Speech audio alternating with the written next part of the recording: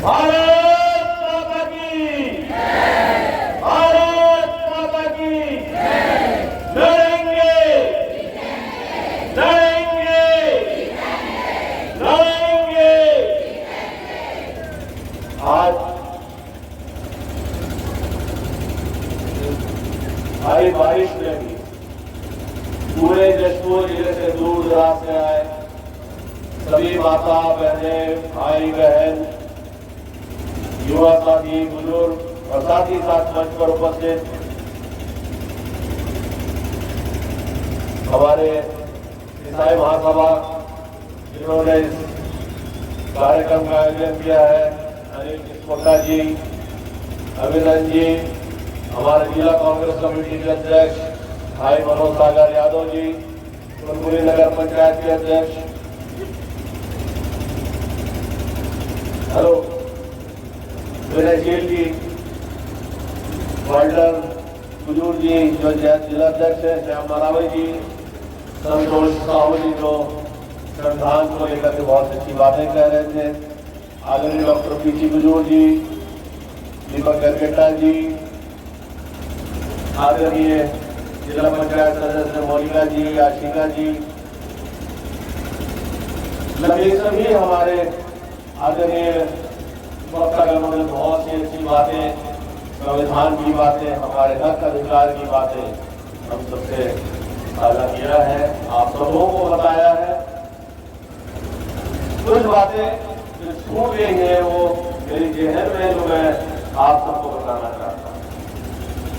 हम सब क्या चाहते हैं? आज ये जो हमारी रैली है, इस भारी बारिश में भीगते भीगते टोली में स्टेडियम से यहाँ तक हम आए और बारिश में भी यहाँ पर खड़े रहे।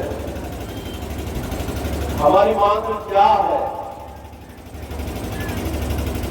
हमारी मांग की वो जो नन सिस्टर्स हैं और जो भाई जिनके ऊपर आरोप लगाया गया है उनको FIR दर्ज करके उनको जेल भेजा गया था जो कल छूटे हैं। साथ ही साथ उनकी बेटियों को, बहनों को जिनको प्रताड़ित किया गया है दुर्ग के थाने में, उनका भी अपना अधिकार है, उनका भी अपना सम्मान है। भाजपा की सरकार, विष्णुदेव की सरकार, केंद्र में मोदी की सरकार बेटी बचाओ की बात करते हैं। क्या यही तरीका है बेटी बचाने का?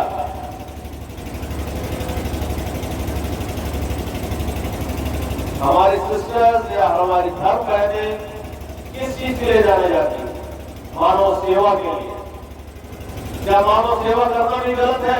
भाजपा सरकार के शासनकाल में झूठे आरोप लगाना। मैं आपको बताना चाहता हूं कि पूरे भारतवर्ष में इसी समय ईसाइयों की आबादी 2.34% हुआ करती थी और अभी वर्तमान में लगभग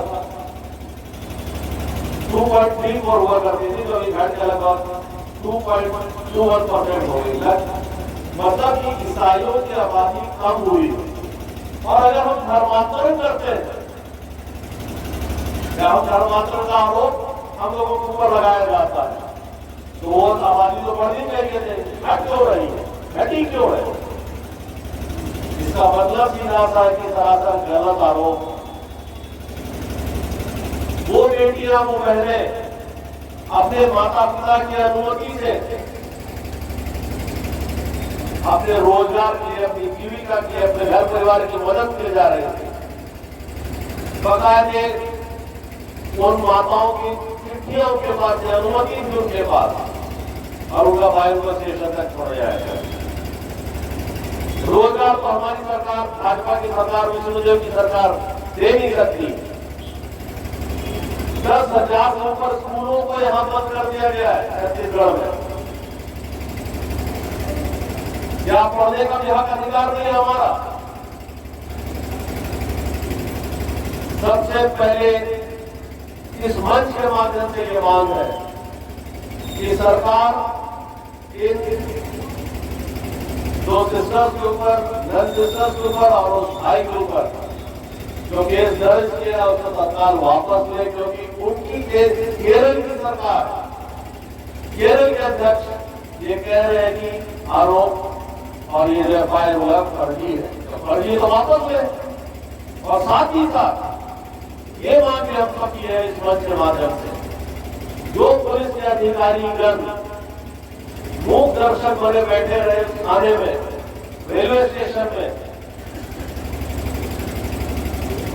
जिनके सामने सारे कृत्य हुए, सिस्टर्स के साथ मारपीट भी किया गया, उस भाई के साथ मारपीट किया, उस बेटियों के साथ मारपीट नहीं किया, थाने के अंदर घुसे, वो भी एक संगीन अपराध है।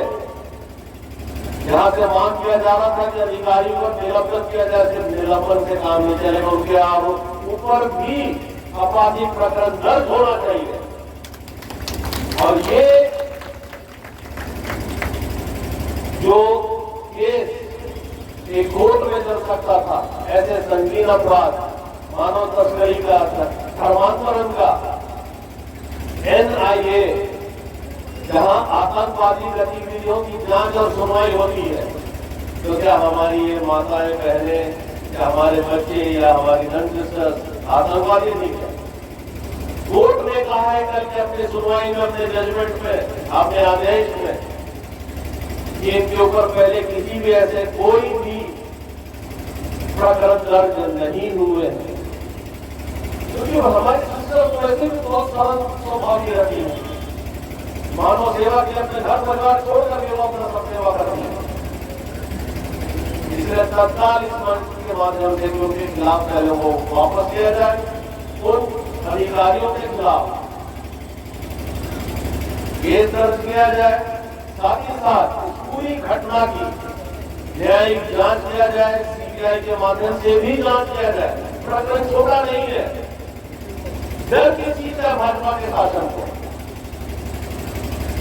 जो झूठे अपराध दर्ज किए जा रहे हैं, पिछले 10 साल में धर्मांतरण के जितने भी अपराध दर्ज किए गए हैं हमारे ईसाई समाज के लोगों के ऊपर, बमुश्किल एक केस की भी ढंग से सुनवाई नहीं हुई है। मतलब सारे के सारे केस फर्जी है, कहीं पे गवाहियां नहीं है, कुछ नहीं है, सिर्फ लोगों को डराने के लिए, भय में डालने के लिए और अपने शासन को बरकरार रखने के लिए विष्णुदेव साय जी की सरकार, विष्णुदेव साय खुद एक राजनीतिक हथियार के तौर पर इस्तेमाल किए जा रहे हैं, ना कि वो शासन कर रहे हैं। जैसा भी विजय भाई जी ने कहा, सागर भाई ने भी कहा, हमारी मोनिका दीदी ने भी कहा, बहुत सी बातें भ्रष्टाचार में डूबी हुई है सरकार है। जन सेवा नाम की चीज नहीं है, जबकि सरकार होती है वो जनसेवा की है। संविधान हम सबका अधिकार, जैसे साहू जी बता रहे थे, सबको हक बराबरी का अधिकार है। समय काफी हो गया है, ये जो जन मांगे थी उन मांगों को भी जो हम लोग यहाँ से ज्ञापन सौंपे उसमें आप लोग शामिल किए, मेरा निवेदन है। और इस चीज को पुरजोर उठाना है, आगे भी उठाना और सभी को एकजुट रहना है। तो आप सभी को बहुत बहुत धन्यवाद देता हूँ कि इतनी भारी बारिश में, खराब मौसम में आप लोग यहाँ तक चल करके आए, भीगते आए, उत्साह के साथ आए, जोश के साथ आए, और ये जोश हमेशा बना रहना चाहिए और इसी जोश से सरकार डरेगी। इन बातों के साथ अपनी बात को समाप्त करता हूँ। पूरा सबका आभार।